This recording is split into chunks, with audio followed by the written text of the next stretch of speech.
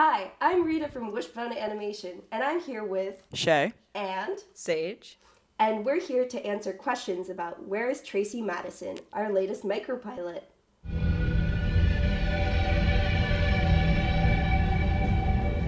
So our first question is from our Patreon subscribers, Goromu, I hope I pronounced that correctly.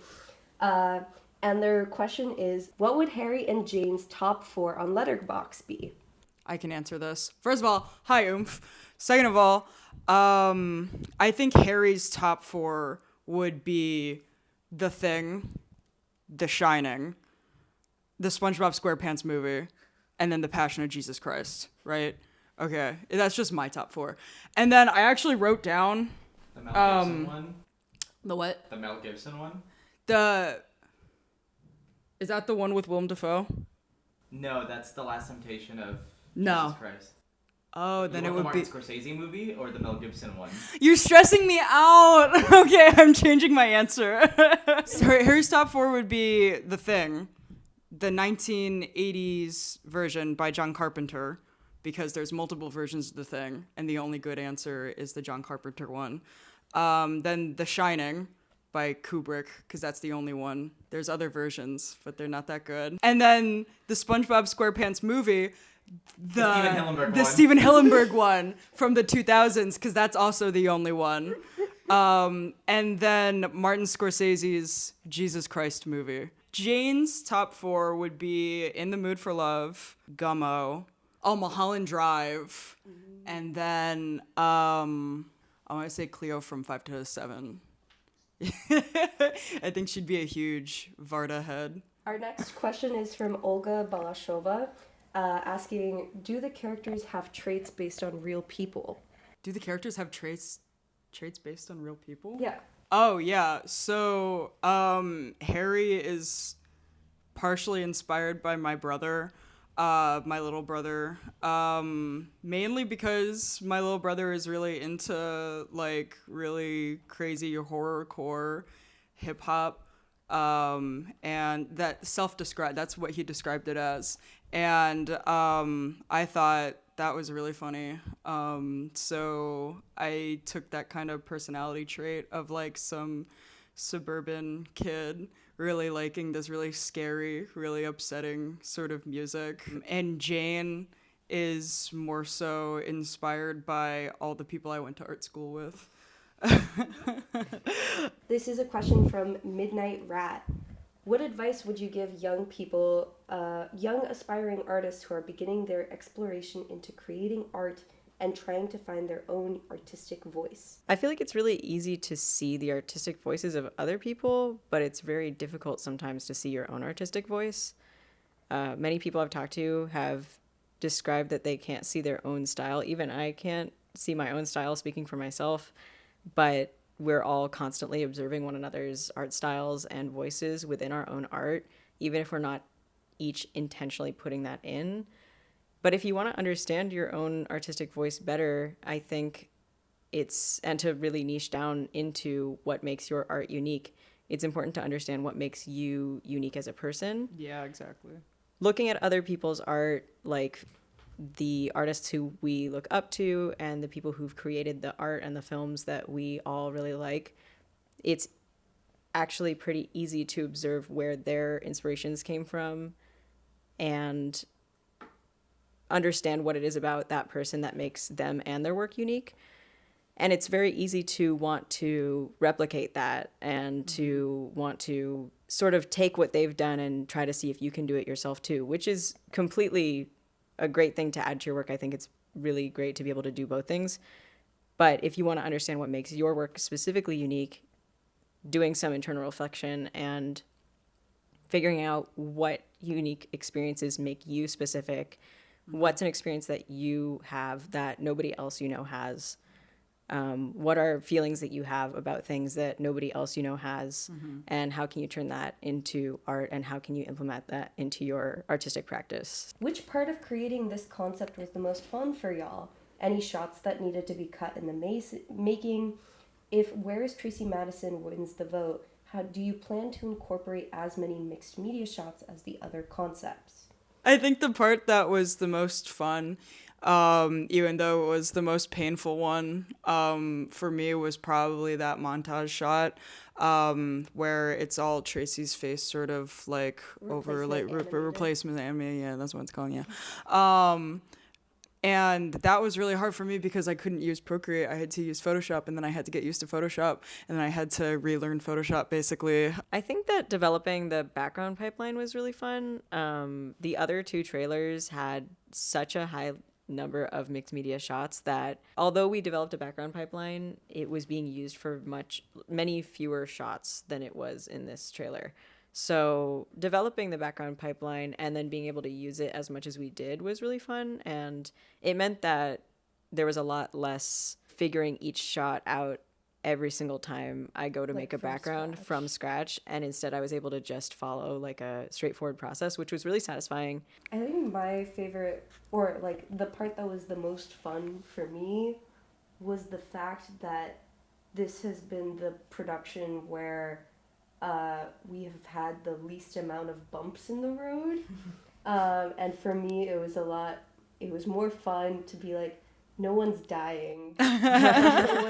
Obviously, we were dying, but less. I feel very confident speaking for the entire team where this is the project where we were not juggling the hats as frantically as our previous two projects, and that meant that no one was dying of too much work on their plate. Obviously, everyone had a lot of work on their plate, but because everyone had their respective roles and we had figured out our pipeline and we have really learned our lessons, it was just very awesome to see the whole team shine. Other than symbolism, do the characters' animalistic features affect them in any way? As in what they eat, how they act, etc. And what inspired the specific animal association for each character? So Jane is a field spaniel and more commonly like a Springer field spaniel. And the reason why is because her family, her whole sort of bloodline are hunters, because that breed of dog is a hunter species, but it also plays into her personality. Like the reason why they're all animals is to just sort of play into their actual personality, and the animals that they are, they act like motifs for their actual personalities. So Jane being this hunter dog, it shows how sort of tough she is, how sharp she is. If she sees a goal or sets a goal, she goes for it. And also her past of being a hunter. Harry is a deer because deers are a little bit more subdued. They're very gentle, non-confrontational.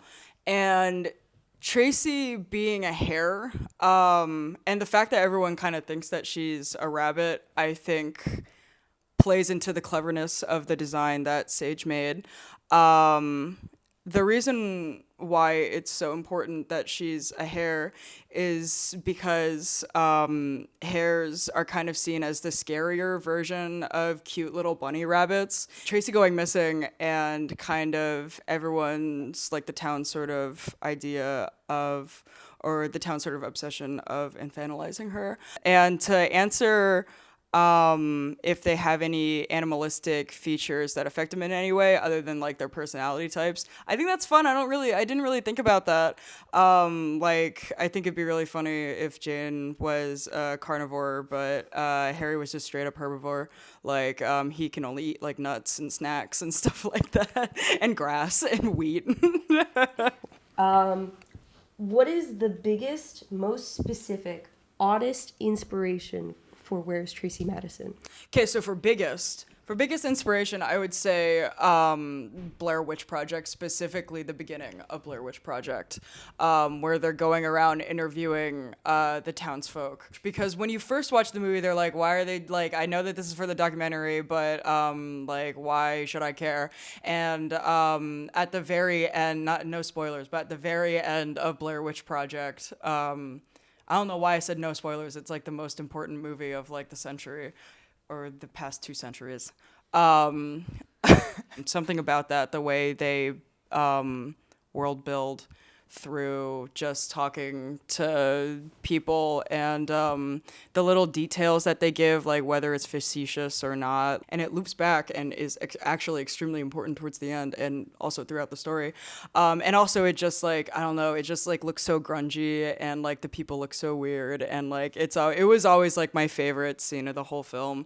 And the oddest inspiration for Tracy was The Sopranos, so specifically the opening of The Sopranos. Like before we had started, I had made a cinematic pitch, which is basically a bunch of movies, shows, even commercials, or like whatever miscellaneous things that I could find that looked cool and specific to Tracy. I edited it, and it's basically like a precursor to an animatic. Like it's like a vibe check almost. So it's just like, because it just gets New Jersey so well. So that's why I think it's like the weirdest inspiration for Tracy. There's no mobsters in Tracy Maddison, sorry. The next question is the overall style regarding our horror scenes inspired by analog horror? So it is no secret that I do like analog horror, specifically one analog horror. I don't even think it's like considered that anymore. I'm a big Walton Files head, but literally nothing from Tracy is inspired by analog horror at all. In fact, I kind of went out of my way to specifically say, let's try to avoid any sort of analog horror sort of aesthetic. So like no wide grin, smile, like huge eyes. And it says the words, he found me, in like, or like some shit. You don't even have to make that picture now. Or like my balls itch, because like, you know, it's silly now. And I feel like analog horror has given us a lot of really cool jumping points. I think that it's shaped a lot of what it's had a huge contribution to horror as a genre. Yes. And it's one of the most significant recent contributions as a phenomenon that has made a significant impact and contribution overall.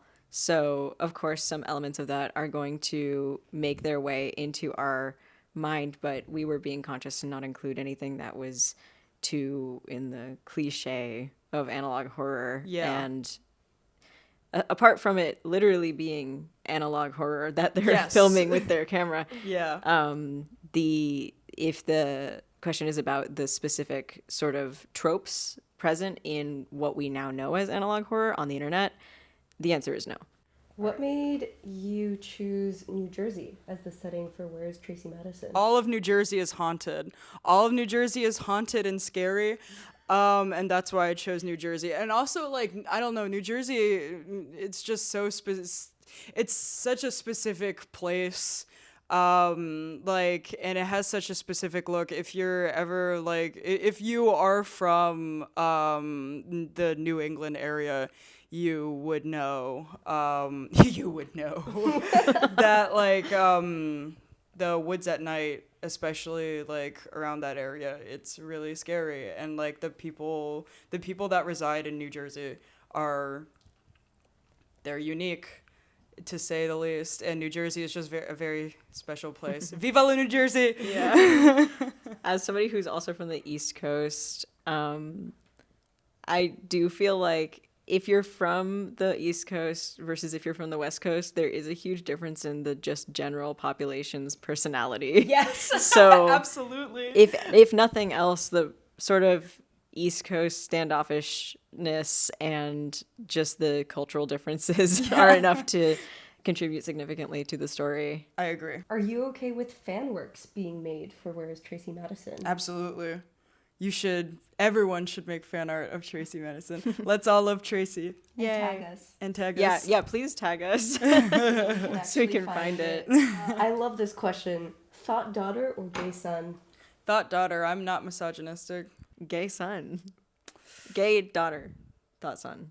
Now we're fucking cooking. Now we're cooking. What are the core themes that you're hoping to unpack with Where's Tracy Maddison? Oh boy, where do I even start?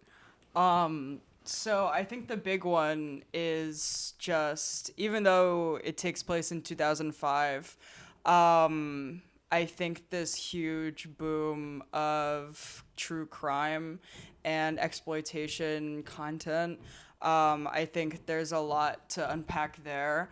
And everyone's sort of obsession with it and obsession with the morbid, and like how a lot of that is obviously like linked to misogyny. Misogyny is also a big part of it, and class is a huge part of it too.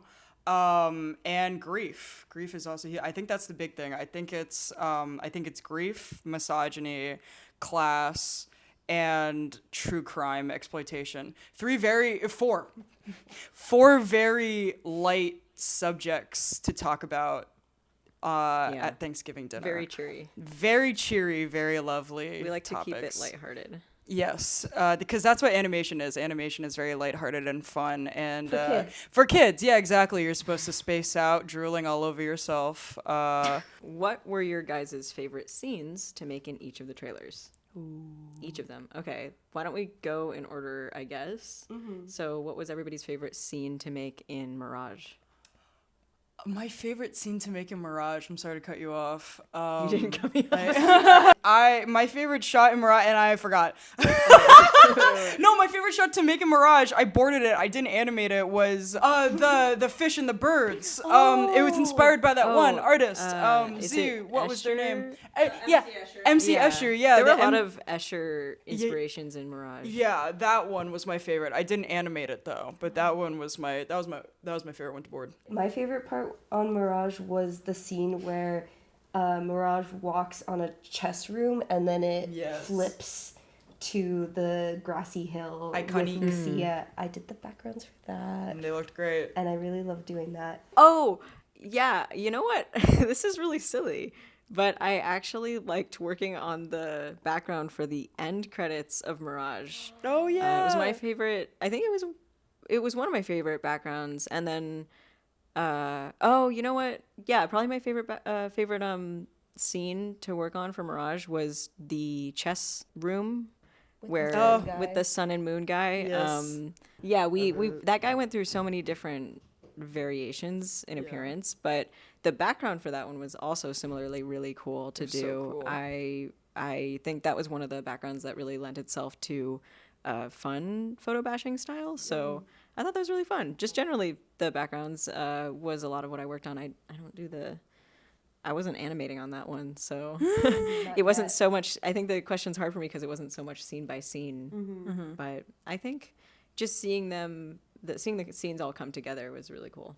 All right, now Microcosmos. I have so many favorite scenes that I did in Microcosmos, but I'm like a little bit torn between. No, I'm not actually.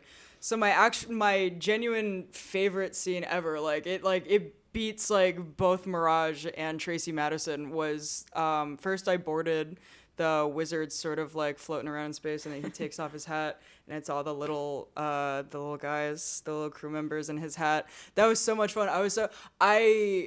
I felt like a 5G tower like into my brain because you Z or Sage or both of you sent me like Mob Psycho and like all these like super hyper like anime like intros, and I watched season 1 and 2 Mob Psycho openings nonstop, like when like Zoolander's being like hypnotized into killing the Malaysian Prime Minister. Yeah, that's how I was. I was just like, I need to animate the wizard. I think it's like a tie between working on the background for that brief moment between the medic and the engineer. Not the engineer, sorry. The engineer's the in there. archaeologist. The engineer is there. I did the background, and that was really fun. I guess it's a brief moment between everyone. All 3 of them. I just really loved making all of the weird tech at the top. Really and cool. Making like alien language scribbles was also really fun, and like making the lights, and I was just like, what would a spaceship underbelly look like? And just drawing a bunch of lines. Yeah. And I also got to comp the shot where that was the first shot that we had ever comped for Microcosmos, where the captain's helmet breaks. Oh, yes. And so being able to play around and like set the direction for where the compositing would go was really fun, and I was really glad to be able to like be the first fingerprint on it. Yeah. I mean, I animated the entire intro shot of Microcosmos, so that big, huge, crazy zoom shot was animated by me. It was so good. It's Over, it's one of those situations where sometimes the most painstaking and difficult thing is also your favorite thing to do. Because when I describe it, I feel like I'm describing something that I hated, but I really liked doing it. Yeah, exactly. I was passing files back and forth between Procreate and TV Paint. Yeah. And because I like to effects animate in Procreate and I don't like to effects animate in TV Paint, but I do like to do other stuff in TV Paint. So I really enjoyed that. And it honestly was hugely beneficial from a learning perspective because we learned a lot about how to transfer our files. So boring. Oh my god. I transferred my files. I liked effects animating the first shot because it was really fun, and that was a shot vision that I had proposed, and I was like, this is going to be really hard to execute, and it was, but it was really worth it. It was really fun. So yeah. If we had enough money in the future, would we make all 3 pilots into full cartoons? Yes. That's my answer. I would. I feel like we definitely might grow and change as people by the time we would finish our first cartoon. So it would really depend on who we would be by then. Mm-hmm. I feel like I would be really excited and would be really interested in making, I think it would be really cool if we still made comics. Yes. For the other projects while we were in development for the series that wins the vote. That'd be cool. I think it really depends on who we are as people, which is a very philosophical answer. But yeah, I think that if we did end up making any of these concepts, just due to the fact that we've changed by the time we're done making the first one, we'd probably make some changes to them. I think We so, wouldn't overhaul everything, but we would probably just make some changes to stuff. I feel like at least in the case of Z and I, for the ones that we directed, we both already have like thoughts on what we would change, going forward, because we grew a lot in the process of making our stuff. So Absolutely. yeah, we know we'll grow a lot in the process of making everything, and those ideas will probably continue to grow with us. So if we ever make them, they'll probably be a little bit different. Yeah. Or we might have new stuff we want to make. We probably will. Yeah. We probably will have different things. Or like combinations Yeah. of any sort of ideas. Yeah. Yeah. But absolutely, I think we'll still keep nurturing all 3 ideas no matter what. Yeah. What that looks like might be a cartoon, might not be a cartoon. And I think that just depends on how much money we're playing with. When can we help make full shows out of these trailers? Now! You can help us by purchasing something from our store, joining our Patreon, and we're probably going to be launching a Kickstarter in the new year. So you can help us now. You can help us now by sharing it with your friends and family, or in your Discord. Spread the word. Spread the word. Like, share, subscribe, upvote, favorite. Put on your Repost. little cap. Put on your little like suit, and then run around the neighborhoods with newspapers being like Extra. Wishbone released new pilot trailer. So The support future us. is bright. Support us Future's now, bright. support us later. Support us in any way you want. I love my God, I love my country, and I love my friends. Next right. question. Last question. Last question. Do you have any advice for anyone who wants to do the same as us? Just do it. Yeah. Just fucking do it. Get your friends together. because that's no different than like what we did. Just get your friends together and make a film. How hard can it be? How fucking hard could it be in this climate, in this day and age? True. You're at least making something. Genuinely, like, just do something, make it, but also, you know, as far as doing what we do in the business sense, just be prepared. Like, do research, and be prepared for the fact that no amount of preparation will be enough, and you will have blind spots and you will make mistakes. That's okay. And It's that's okay though. because I don't think anybody starts a business perfect style from the beginning, except for the people who already had one. Except for generational wealth. Exactly. I think just like if you're in a position of aspiring to do what we do is to continue to grow and learn and to not be afraid to put yourself outside of your comfort zone, because that will equip you with the most amount of experience and you will never be truly ready to start. So just don't be afraid to start small. I think we all on the team have made films. We've helped out on other people's films. And those experiences have tremendously helped us to get to where we are now. And I think that just being open to those experiences and to basically just start small and then just go crazy. Learn Go from for one it. another and, Indulge. you know, make what you want to make. Yep. Yeah. But also make something, if you want to make money, I guess, make something that other people also want to see. Yeah. And that's a wrap on the Where is Tracy Maddison Q&A. Well, that's And that. that's a Okay. wrap. No! You're watching Wishbone Channel. Can you Wait, I did the. Oh! Actually, all 3 of our concept trailers, you guys didn't know this, they all take place in New Jersey.